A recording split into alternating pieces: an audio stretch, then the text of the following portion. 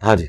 जब कोई गॉड का डिसबिलीवर ये बात करता है कि ये सब कुछ चांस पे पैदा हुआ है, सब कुछ खुद ब खुद पैदा हो गया है, या वो जो क्रोलरीज बना के बताया जाता है कि इतने चांसेस में से ये हुआ होगा तो इस तरह बन जाएगा, तो जो रिलीजियस पर्सन हैं या रिलीजियस के मानने वाले हैं वो आगे से कहते हैं कि ये पॉसिबल ही नहीं है, ये नेचुरली पॉसिबल नहीं है, साइंटिफिकली पॉसिबल नहीं है। और जब उस एथिस्ट की तरफ से ये सवाल उठाया जाता है कि फिर गॉड कहाँ से आ गया, उसको किसने क्रिएट कर दिया, तो फिर रिलीजियस लोग जवाब देते हैं कि वो गॉड खुद से आ गया, हमें नहीं पता, या वो खुद ब खुद क्रिएट हो गया। एक तरफ अपने उसको हमें कह रहे हैं कि वो खुद से कुछ क्रिएट नहीं हो रहा, और जब हम सवाल करते हैं तो फिर वो कह देते हैं कि वो खुद से क्रिएट हो गया, अपने उसूल से भागी जा रहे हैं। ये कौन से जाहिल रिलीजियस लोग हैं जो कहते हैं खुदा खुद ब खुद आ गया? खुदा तो आया ही नहीं है, कभी कोई ऐसा वक्त ही नहीं था कि खुदा नहीं था, खुदा आया ही नहीं है, खुदा तो हमेशा से है। तो ये पहले तो कॉन्सेप्ट क्लियर करें, खुदा आया नहीं है, खुदा हमेशा से है। हम इसे मैथमेटिकली साबित करते हैं। देखें, जो यूनिवर्सल ट्रूथ एस्टेब्लिश हो चुके हैं उसको तो आप कोई दोबारा से चैलेंज ना करें। यानी ये यूनिवर्सल ट्रूथ है कि 2 + 2 = 4, ठीक है। अब इसे कोई 5 या 3 बनाने की कोशिश करे तो जुल्म पर मबनी काम कर रहा है। आप दोबारा से व्हील भी इन्वेंट कर लें तब भी ये मैथमेटिकल इक्वेशन तो अपनी जगह रहेगी। बिल्कुल इस तरीके से ये चीज एस्टेब्लिश हो चुकी है कि कायनात पहले नहीं थी तो आई है। आपको पता है कुछ अरसा ये नजरिया रहा है 17वीं और 18वीं सदी में कि ये स्टेडी स्टेट कायनात है, हमेशा से ऐसे ही चल रही है। लेकिन ये अब नजरिया अपनी मौत मर गया। हम जिस एरा में बैठे हैं ना, ये नजरिया खत्म हो चुका है। आज से नहीं, बिग बैंग के बाद से, जब वो हबल ने वो टेलीस्कोप के जरिए चीज देखी थी 1920s में। हबल आपको पता है बहुत बड़ा साइंटिस्ट था अमेरिका में, उसने टेलीस्कोप के जरिए जब ये स्टार्स की मूवमेंट देखी, इसके ऊपर मेरी तफसीली वीडियो भी है, ब्लैक होल्स के ऊपर भी आप देख लें, और फ्रॉम क्रिएशन टू क्रिएटर भी देख लें, उसमें मैंने बताया था हु इज अल्लाह, उसमें भी बताया था। हदाया विक्ट्री चैनल के ऊपर हमारे भाई ने देखें किस तरह उसमें वैल्यू एडिशन की है, वो सारी वीडियोस है। तो हब्बल ने ये देखा कि कायनात में जितने भी ये इजराम फल्की हैं, यानी आसमान पे जितने आपको सियारे सितारे नजर आ रहे हैं ना, इनमें एक कॉमन चीज यह है कि सब एक दूसरे से दूर जा रहे हैं। और उसके लिए उसने स्पेक्ट्रम जब ड्रा किया, स्पेक्ट्रम जब ग्रेजुअली किसी चीज का, लाइट का स्पेक्ट्रम रेड की तरफ शिफ्ट हो, इट मींस कि वो आपसे दूर जा रही है।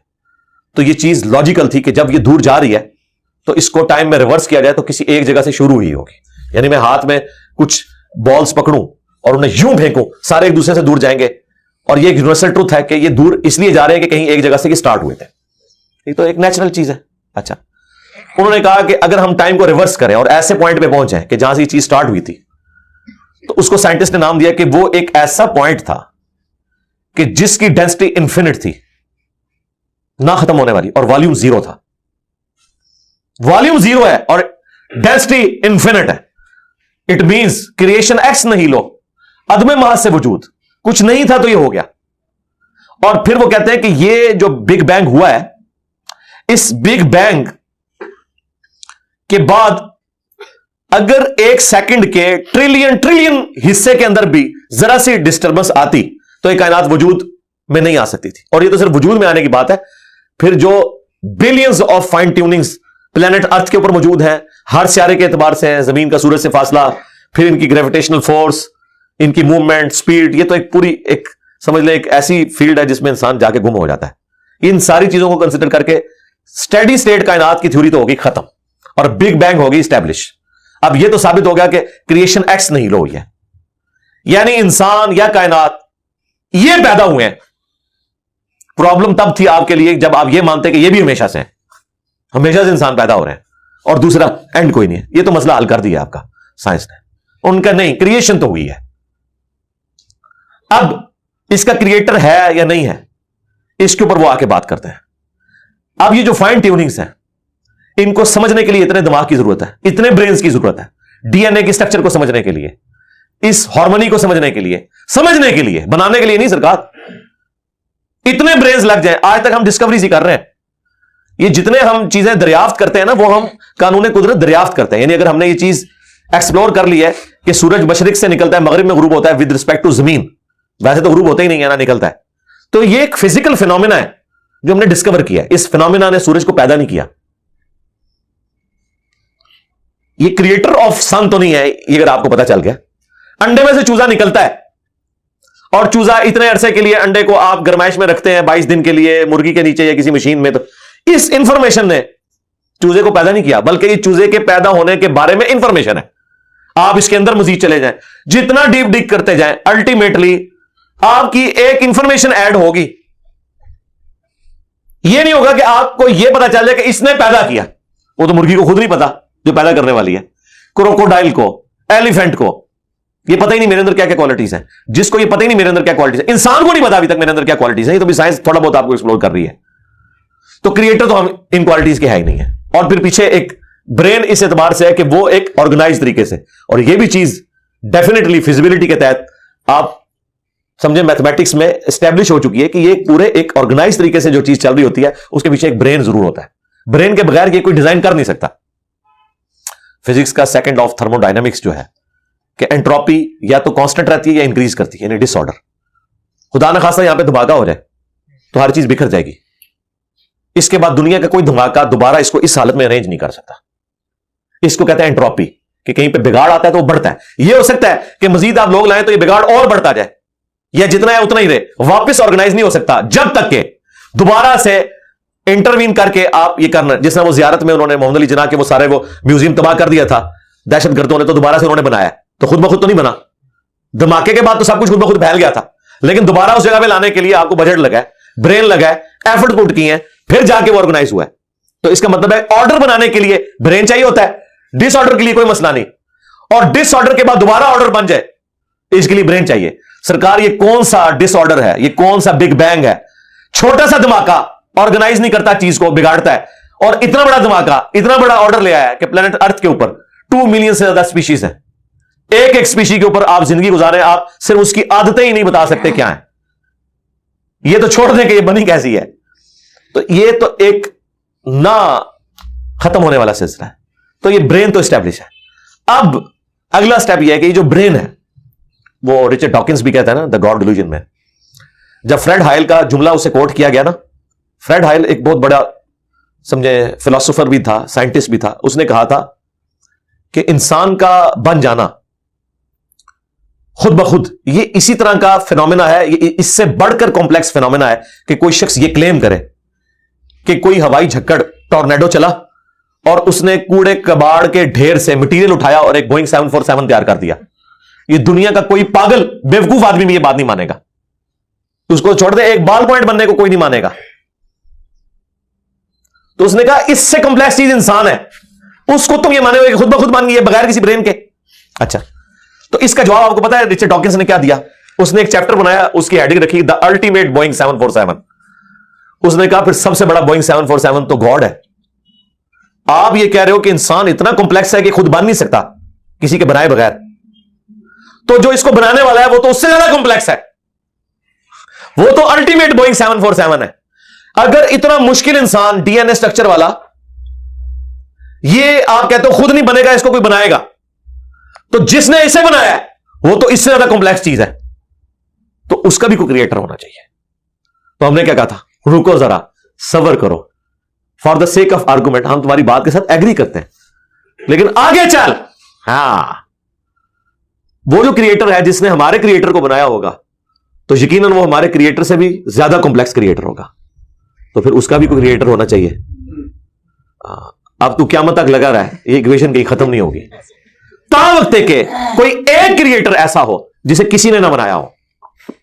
तो वही तो है लम यलिद वलम यूलद, सूरह इखलास में ही तो डेफिनेशन है, लम यलिद वलम यूलद। सरकार ये आपको मैथ समझा सकती है, ये आपको फिजिक्स समझा सकती है, ये कितनी बड़ी डेफिनेशन। हमने बचपन में ऐसे ही याद कर लिया कि ना उसका कोई बाप है ना कोई बेटा, ना ये तो हम एक अखलाकी से तर्जुमा कर रहे हैं ना, तो एक्चुअल तर्जुमा है कि ना वो खुद किसी से निकला है ना उससे कोई निकला है, वो हमेशा से है। इसलिए बुखारी मुस्लिम में हदीस है कि तुम्हारे पास शैतान आता है ना, तो कहता है पहाड़ों को किसने बनाया, तुम कहते हो अल्लाह ने। पूछता है दरख्तों को किसने बनाया, कहता है अल्लाह ने। तुम कहते हो उसको जवाब के तौर पर, जब वो सवाल पूछता है, फिर मुख्तलिफ सवाल करता है, तुम अल्लाह कहते हो, एंड पे वो कहता है अल्लाह को किसने बनाया। तो अब तुमने कहना है फिर इस पे, कुल हुवल्लाहु अहद अल्लाहु समद लम यलिद वलम यूलद वलम यकुल लहू कुफुवन अहद। जरा नबी अलैहिस्सलाम तो इतना ही कह सकते थे ना, आपको अल्लाह ताला ने हमारी हिदायत का इमाम बनाया, ठीक है।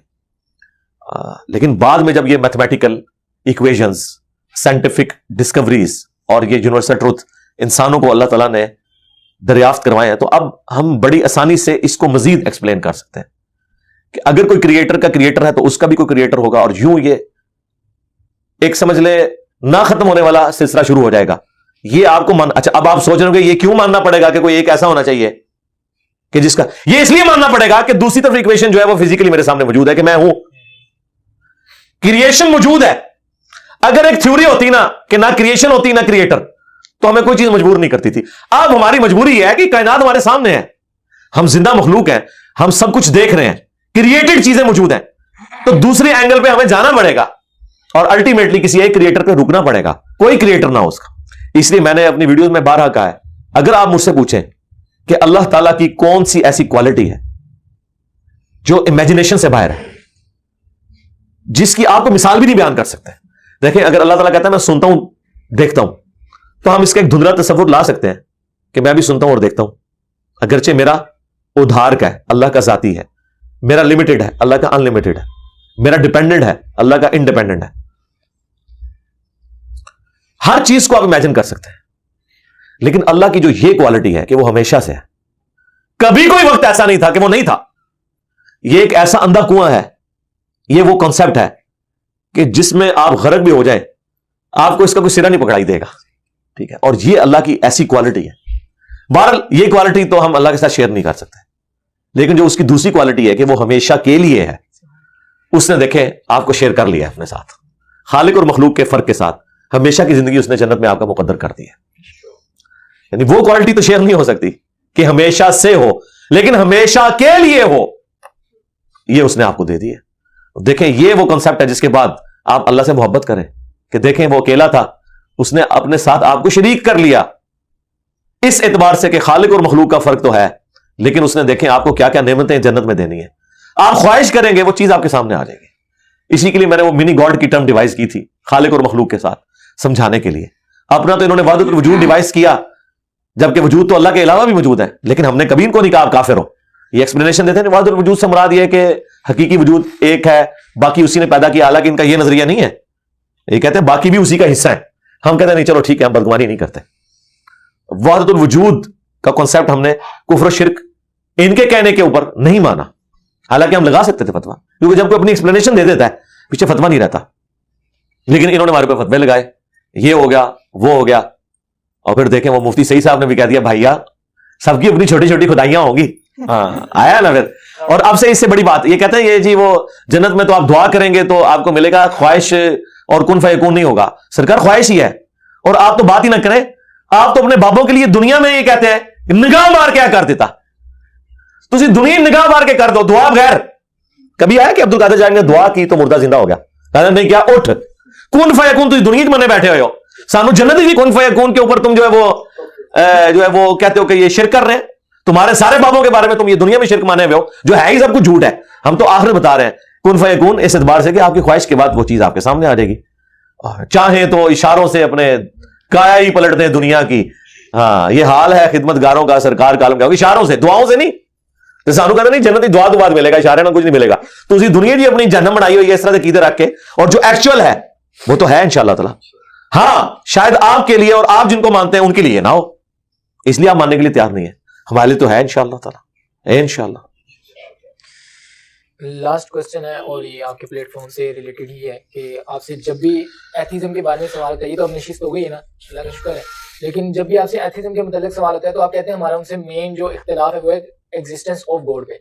कई लोग ऐसे होते हैं जिनको कई सवालात तंग कर रहे होते हैं, उनको उनके सवालात के आंसर मिल जाएंगे तो वो इस्लाम की तरफ आना शुरू हो जाते हैं। कब तक आप इस चीज को अवॉइड करते रहेंगे? नहीं ये फजूल हरकत है। देखें पढ़ी लिखी अप्रोच रखें, ये एक उसूल है, दुनिया में कोई भी बात बगैर उसूल के नहीं चलती। ये बड़ी सख्त ज्यादती है कि आप बगैर उसूल के बात करें, कहीं जी मनु ऐतू दसना शुरू करो, इस तरह तो नहीं होता मेरे भाई। अगर आपने मोटर बाइक बनानी है तो एक एसओपी है उसका, तब जाके एक मोटर बाइक तैयार होनी है। आप कहने जी मुझे यहां से आप बताएं, क्या जब आप टीचर के पास पढ़ने के लिए जाते हैं तो आपको डायरेक्ट इंटीग्रेशन शुरू करवाता है या पहले आपको एक्स वाई जी का तारुफ करवाता है, अलजबरा का तारुफ करवाता है, डिफरेंशिएशन पढ़ाता है, करते करते पहले डिफरेंशिएशन पढ़ाया जाता है, फिर उसको उल्ट करके इंटीग्रेशन पढ़ाया जाता है एफएससी में। आप जाकर नहीं मनु इंटीग्रेशन तो पढ़ाओ, तो उसको बताया जाएगा कि इधर हम बाद में पहुंचेंगे, क्योंकि हम इंटीग्रेशन का मुकदमा जिस बुनियाद के ऊपर खड़े किए हुए हैं उसका स्टार्ट अलजबरा से होता है, एक्स वाई जी से होता है, कुछ यूनिवर्सल ट्रुथ से होता है, कुछ ऐसे वेरिएबल्स हैं जिनको आपने कंसिडर करना है तो यहां तक पहुंचेंगे। वो आप कंसिडर ना करें, आपके मनु डायरेक्ट दसो ये तो पॉसिबल ही नहीं है ना। इसलिए हम एथिज्म से हमारा इख्तिलाफ एथियस्ट के साथ ये है कि आप बुनियादी मुकदमे पे हैं, क्योंकि आप जो चीज लेके चल रहे हैं हमें कोई शौक नहीं आपसे मनवाएं कि नबी अलैहिस्सलाम अल्लाह के पैगंबर है। उसकी वजह यह है कि रसूलुल्लाह की दुनिया में आने से पहले भी खुदा एग्जिस्ट करता था। तो क्या हम खुदा को मोहताज मानते हैं पैगंबरों का? तो आप हमसे पैगंबर को डिस्कस ना करो, आप खुदा के मुकदमे को डिस्कस करो, क्रिएशन को, क्रिएटर को। वंस क्रिएटर को जब तुम मानोगे ना तो बाकी तुम्हारे सारे सवालात के जवाबात उसी में छुपे हुए हैं। वो मुकदमा हमारा बुनियाद वो है ना, बुनियाद के बगैर तो हम आगे चल नहीं सकते। बुनियाद यह है कि जिस खुदा ने यह कायनात बनाई है उसकी विल चलेगी। फिर जब तुम हमसे ये पूछोगे ना कि औरतें प्रेगनेंसी की तकलीफ से गुजरती हैं, मर्द क्यों नहीं गुजरता, तो इसका जवाब हमें देना आसान होगा, विल ऑफ गॉड। तुम कहोगे नहीं मैं तो इसको पसंद नहीं करता, तो ठीक है फिर तू प्रेग्नेंट होकर बता दे नहीं मैं हो नहीं सकता। तो यही तो इस बात का सबूत है कि तेरी अपने ऊपर भी मर्जी नहीं है। कोई है जिसने अपनी मर्जी तेरी डेस्टिनी में मुकद्दर की हुई है, तू उसका पाबंद है। ना तू अपने आप को नींद से आजाद कर सकता है, ना भूख से आजाद कर सकता है, ना खाने पीने से आजाद कर सकता है, ना पेशाब से आजाद कर सकता है। नहीं हो सकता, कितना तू मजबूर है। तो ये किसी और की विल है ना जिसने ये अडॉप्ट किया है इस हिकमत को कि तुझे 24 घंटों में एक दफा सोना है तो तेरी मशीन अगले 24 घंटों के लिए परफॉर्म करेगी। तूने खाना है एज ए फ्यूल, और वो भी वो चीजें खानी है जो तेरे साथ कंपैटिबल है। पेट्रोल तो नहीं मैं पी सकता, डीजल में खा नहीं सकता, जो कंपैटिबल है मेरे साथ, कि जो मेरे जिस्म का हिस्सा बने और मुझे एनर्जी भी दे। शेर को मैं ताजा सब्जी खिला के नहीं जिंदा रख सकता, और बकरी को कीमा खिला के जिंदा नहीं रख सकता। तो देखे ना किस तरह हर कोई मजबूर महज है इस हवाले से, अपनी उस तकदीर का पाबंद है जो अल्लाह ने उसके लिए मुकद्दर की है, जो शाकिला उसके लिए बना दिया है। इतना मैं मजबूर हूं। तो ये सारी की सारी चीजें जो विल ऑफ गॉड से ताल्लुक रखती हैं, वो क्रिएटर की मर्जी है। ये इसी तरीके से आपके ये आईफोन वालों ने ये फलां बटन फलां जगह क्यों रख दिया, इसका जवाब क्या देंगे आप? एक ही जवाब देंगे, क्रिएटर की मर्जी। नहीं नहीं मुझे लॉजिकली साबित करें। क्यों साबित करें? तू अपना बना लेना।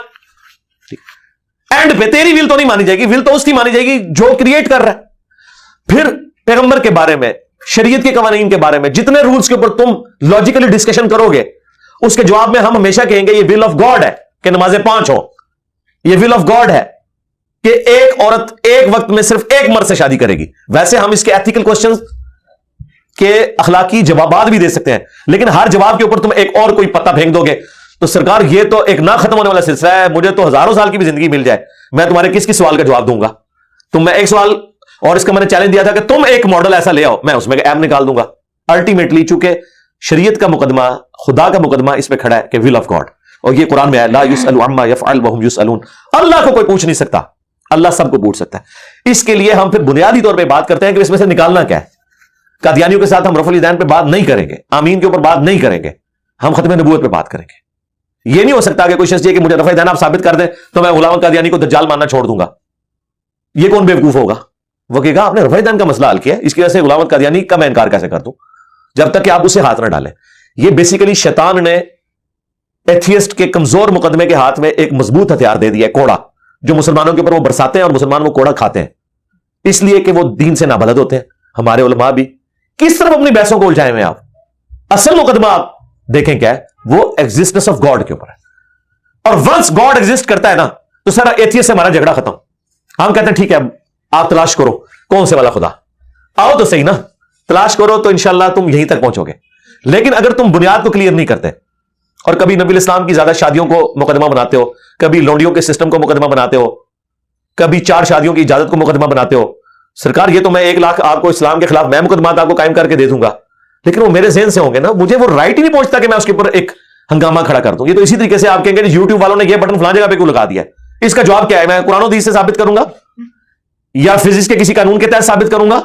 मैं ये कहूंगा विल ऑफ यूट्यूब। तो दुनिया में ये एस्टैब्लिश कानून है, इस कानून को कौन चैलेंज कर सकता है? ये 2 + 2 = 4 है। आप 2 + 2 = 4 मानने के लिए तैयार नहीं है और आप कह रहे हैं मुझसे अगली बात करें। इसको मैं उस वक्त मानूंगा जब मुझे आप इंटीग्रेशन की left hand side = right hand side साबित करेंगे। मैं कहूंगा कि मामू पार्टी, इधर जी मामू पार्टी है ना, कि जब तू बुनियाद ही नहीं मान रहा, तुझे मैं मैथमेटिक्स कहां से समझाऊं जब तक तुझे कॉन्सेप्ट क्लियर नहीं होगा। तो इसलिए दुनिया में भी कानून माना जाता है कि आपने एक बुनियाद खड़ी करनी होती है, उसके ऊपर इमारत खड़ी होती है।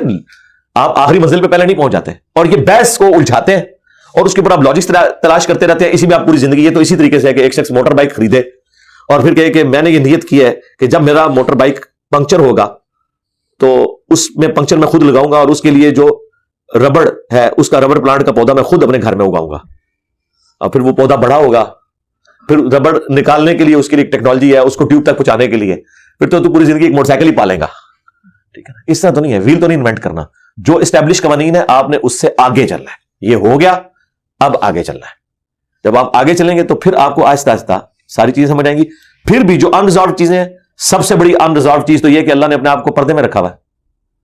सूरह शुरा के स्टार्ट में है कि हम चाहे तो आसमान से एक ऐसी निशानी नाजिल करें कि सबके सब लोग ईमान लें। तो हो सकता है एथियस्ट कहेंगे हाँ जी ऐसा हो जाए तो मैं भी मान लूंगा, लेकिन अल्लाह कह रहा नहीं होगा। जब ऐसा करेंगे तो कहेंगे हमारी आंखों पर जादू कर दिया गया। ये हकीकत बात है। मुझे बताएं, जब मूसा अलैहिस्सलाम ने जादूगरों के मुकाबले पे आसा फेंका, उनकी रस्सियां तो सिर्फ आंखों को नजर आ रही थी सांप, उन्होंने कोई चीज वहां से खाई भी नहीं है, वो खा भी सकती भी नहीं थी क्योंकि नजरों का धोखा था। कुरान तो कहता है मक्खी को नहीं बना सकता, तो जादूगर कैसे सांप बना सकते थे? कुछ नहीं था बनाया, वो सीम्स लाइक दैट था। लेकिन मूसा अलैहिस्सलाम ने जो कुछ किया था वो सीम्स लाइक दैट नहीं था। वो अजदा बना, फिजिकली उसको खा गया। फिजिकली किसी चीज को रिमूव करना सीम्स लाइक दैट नहीं होता। वो डेविड कॉपरफील्ड की वीडियोस में होता है कि स्टैच्यू ऑफ लिबर्टी गायब हो गया, क्योंकि वीडियो में गायब किया होता है, एक्चुअली वहीं पे होता है। ट्रेन का डब्बा भी वहीं पे होता है, जहाज भी वहीं खड़ा होता है और दीवारें चीन भी वहीं पे होती है। वो कैमरे के कमाल से दिखा रहे होते हैं कि गुजर गया, हालांकि गुजरा नहीं होता, फिजिकली तो नहीं गुजरा होता, लेकिन ये तो फिजिकली लोगों ने देखा, कैमरे से नहीं। इसी वजह से जादूगरों को पता चल गया कि भाई ये चीज कुछ और है। कुरान में गिरा दिए गए सारे जादूगर सजदे में। अल्फाज जो अरबी के इस्तेमाल हुए वो ये गिरा दिए गए, यानी वो अनइंटेंशनली, उनके पास कोई चारा ही नहीं था कि नहीं नहीं ये जादू नहीं हो सकता, सजदे में। अच्छा अब मुझे बताएं, वो तो सजदे में गिर पड़े, उनकी बुनियाद में जो काफिर खड़े थे उन्हें तो पहले सजदे में गिरना चाहिए था कि यार अब ये हमारे गुरु ही गिर पड़े हैं, लेकिन वो वहीं खड़े रहे। उल्टा उन्होंने कहा तुम्हें भी तुम लोग, ये तुम्हारा बड़ा है, इसने तुम्हें ये जादू सिखाया। फौरन ही पैंतरा बदल दिया, यानी यू टर्न ले लिया। पहले कोई और बात थी, अब कोई और बात कर दी, फौरन यू टर्न ले लिया। ये इस वजह से फिर इस तरह हिदायत तो नहीं मिलती। ये कुछ एथियस्ट करते हैं, आप एक मसला हल करते हैं, वो यू टर्न लेकर दूसरी तरफ आ जाते हैं। इसलिए हमने कहा ये बुनियादी चीज, और ये कोई दीन की, इसका ये कतई मकसद नहीं है कि हमको जवाब नहीं दे सकते। ठीक है, मैं भी बड़ी चरफ जुबानी के साथ इक्वेशनें जोड़ के वीलॉग्स बना सकता हूं, लेकिन उसमें से निकलेगा कुछ नहीं, क्योंकि जब मैं बना के साइड पे होऊंगा 50 सवाल उसके ऊपर वो और खड़े कर देंगे, 100 सवाल मैं खुद खड़ा कर दूंगा उसके ऊपर, तो एंड रिजल्ट ही नहीं है। ये खामखा इल्मी शावत है। हमारे पास तो इतना टाइम नहीं कि इल्मी शावत इस तरह लोगों की पूरी करें। ठीक है, जो जायज तरीका है हम उसी तरीके से ही करेंगे।